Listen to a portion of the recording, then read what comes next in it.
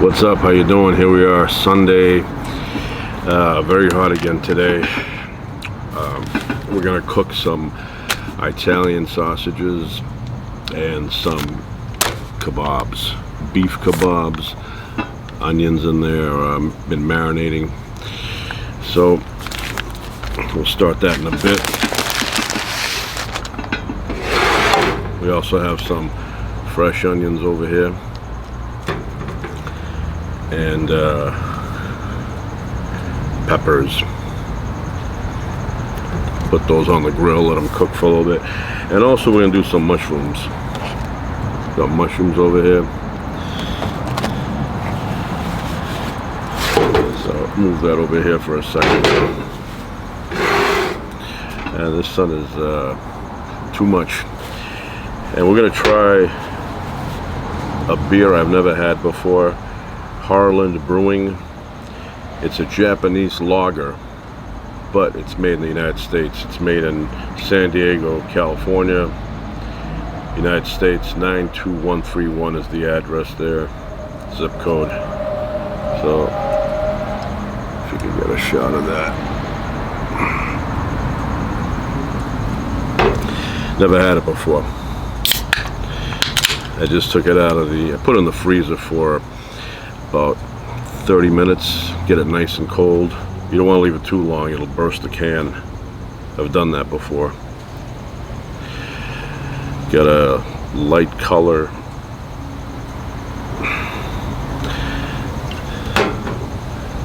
Good color, looks like ginger ale, Canadian dry. I've never had Japanese lager before, or, you know,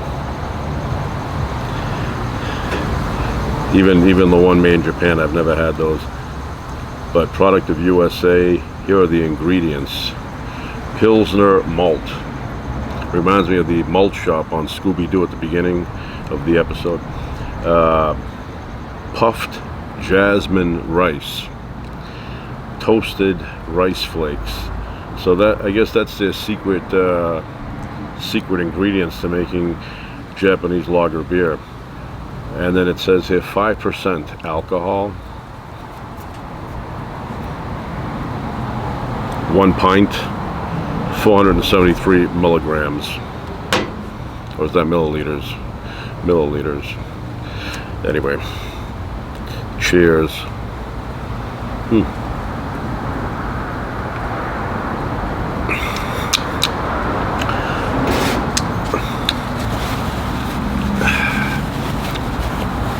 Very unusual flavor. Not very, but unusual. It's good. I like it. It's just a bit surprising at first, and that was at first. This is at second.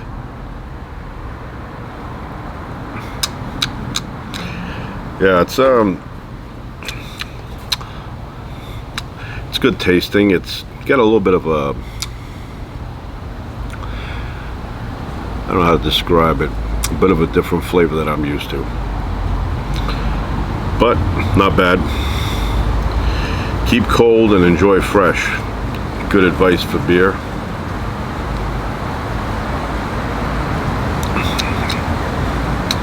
Yeah, you have to try this to know what I'm talking about. Harland Brewing.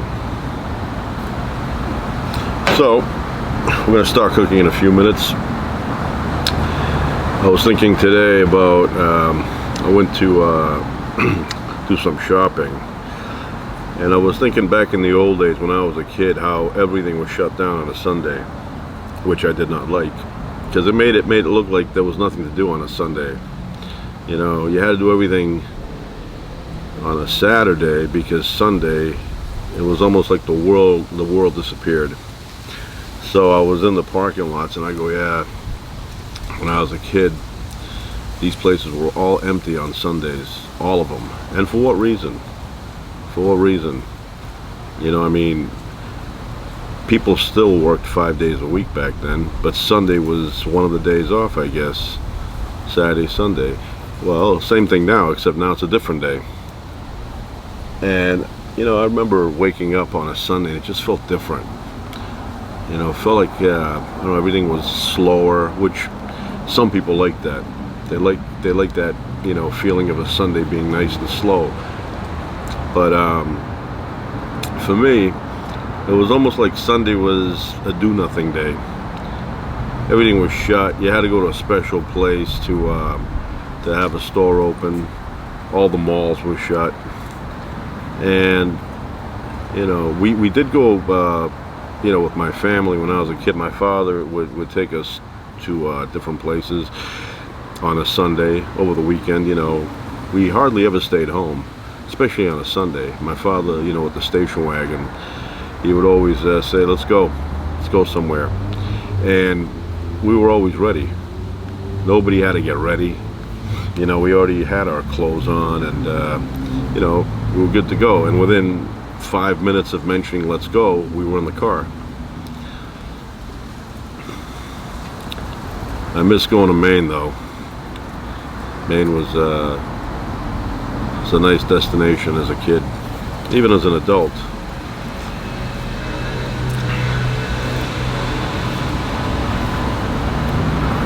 The thing that I liked about Maine the most, and I think it was open even on Sundays, Kittery Post. It was like a smaller version of Bass Pro Shop in Kittery, Maine. And when we would go to Maine, we'd make a pit stop there. I love going to Kittery Post.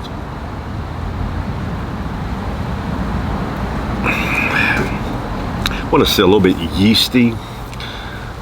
That's what it is. It's a little bit yeasty. The big cloud over there just hanging out. Doesn't even look like a real cloud. Looks like a Bob Ross painting. But anyway, Sundays at the malls was nothing more than a place to go and learn how to drive. When I learned how to drive, I actually drove a car really early, 4th grade. First time, 4th grade. But later on, when I got a little older, and I wanted to learn how to drive on the road, and my father would be like, "Okay, let's go to the mall parking lot on a Sunday." So we'd leave the house, get up there in the morning, and I would do loops, circles, back and forth, about an hour. And very exciting. And then I got my permit, driving permit, and I went on the road. Remember when I went to get my permit, it was I went downtown first of all, but it was a very very rough day. It was like cold and snowy out. Snow was coming down, and I went in there, and they had the heater on. I remember it was very warm inside.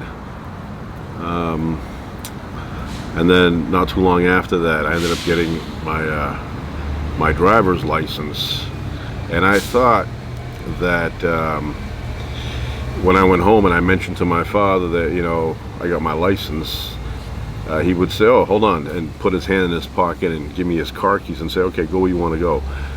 And he was opening up the bills, I remember, and I mentioned it to him, and he said, "Oh, okay, good." And I go, "That's it?" I was thinking in my head, "That's it? Just good? Here's the key. Where's the keys?" And I said to him, "I want to go driving right now. I got my driver's license." He's like, "You got your driver's license, so?" And he didn't give me the keys.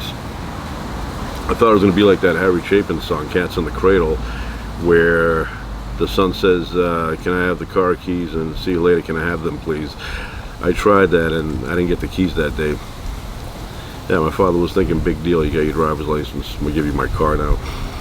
So I didn't get it that day. I did get it after, not that long after, like the next day. But on the day I got my license, and I got my license in the snowstorm, I thought they were going to cancel the test. But my driving instructor, he said, sometimes they don't cancel. And we got there, and it was snowing, and they look like cops, these guys that give you the test. And he said, "We're on." And I said, "Okay." So we got in the car, took me on the highway a little bit, made me do a parallel parking situation. And then he said, pull over. And I thought he was going to say, yeah, you know, you should have done this and that, so you didn't pass. And then he pulls out this thing. He starts, you know, writing my stuff, asking me my name, spelling everything. And he gave me a piece of paper, and he goes, congratulations. I was very excited about that. I was imagining going home and my father, you know, taking the keys out of his pocket on his own and saying, go where you want to go now, you're free. I was free before, but that was using public transportation. So anyway, I did get the car eventually. I used to take my mother's car because she wouldn't drive it that much. And back then gas was 89 cents a gallon. So I asked her, I said, let me take the car, take it to school. So she goes, take it.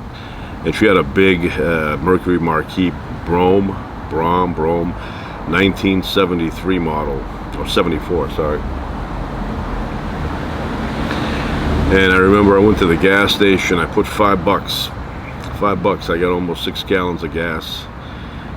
And drove it to school, very comfortable, big car, parked it, and then I told a few of my friends that I had the car, and I said, you know, it's in the front there. So I ended up giving everybody a ride home, and that car could fit a lot of people, big trunk.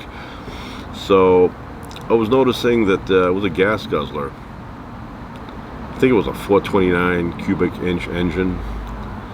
$5 a day gas, just driving around.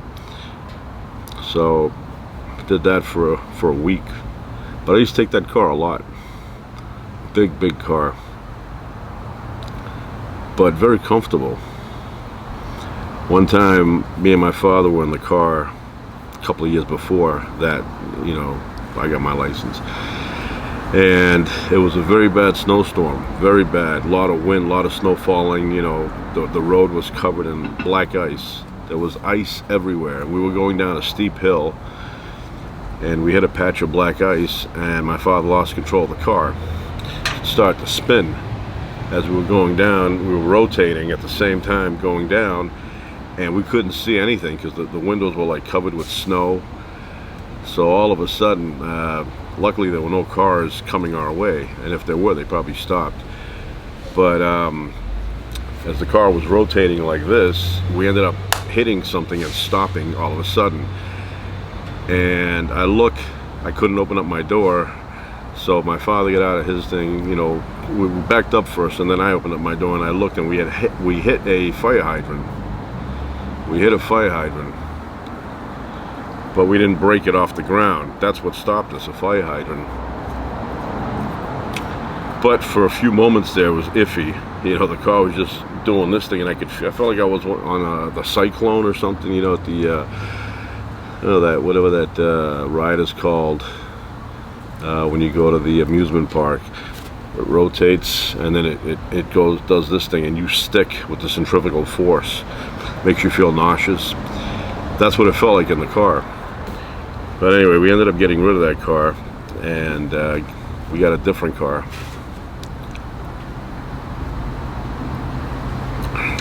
That was my mother's car. My father would never buy a car like that. He was a station wagon guy. Station wagons. Loved station wagons. I kept telling him, why don't you get like a Suburban? I always wanted a Suburban, you know, for a family car. And my father's like, nah, that's not my style. My style is, and point that way, to be a station wagon. He loved Chevy, #1 Impala station wagon, loved Impala. And then the Country Squire by Ford. And I kind of, you know, I didn't like Ford at first, Country Squire. I was more of a Chevy Impala guy.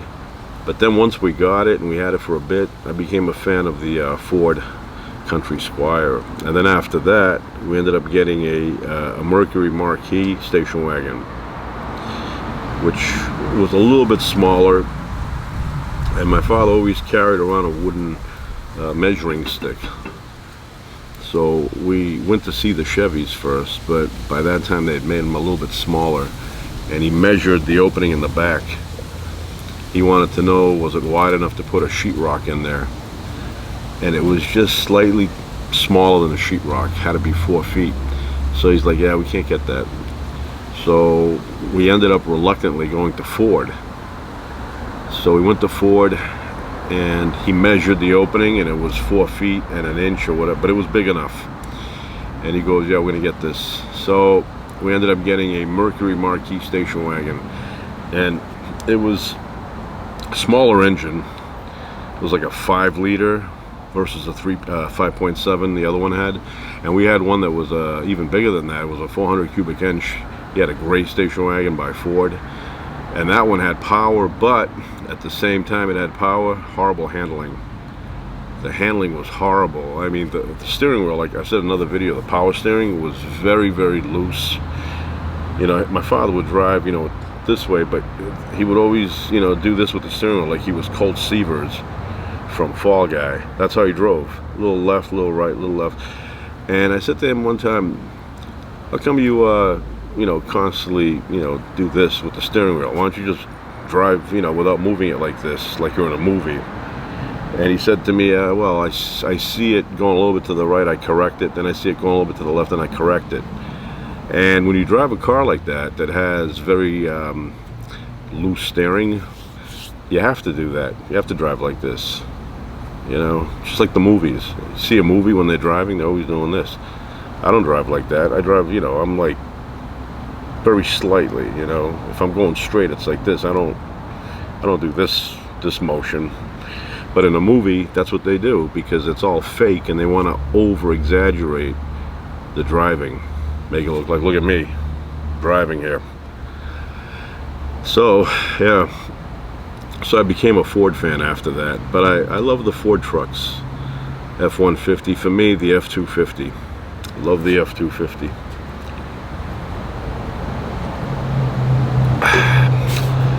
So yeah, I like to get a F-250. Take it up to the mountains. I'm a fan of Jeep. Love Jeep. Get a nice stick shift manual. Recon. Love Jeeps. Even the Wagoneer. Good looking car. Yeah, I thought when I was younger I was going to get a Jeep at an auction. Got all this information. They were saying $78 for a Jeep at the auction. I ended up going, and the Jeeps that they had, they were like basically junk.